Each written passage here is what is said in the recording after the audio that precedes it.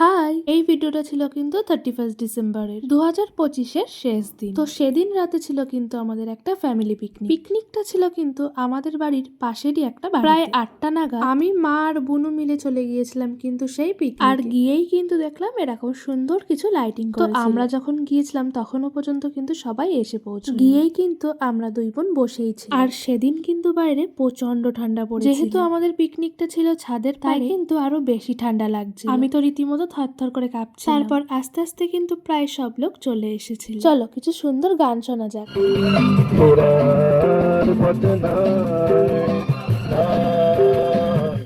জীবনে কি পেলি যখন সুন্দর কিছু গান শুনতে শুনতে কিন্তু আমাদের পকোড়াটাও চলে এসেছে। ওই দাদাটা আমাদের পিকনিকে কিন্তু খুব সুন্দর সুন্দর কিছু গান করেছে। চলো এবার আমার বোনের নাচ দেখা যাক।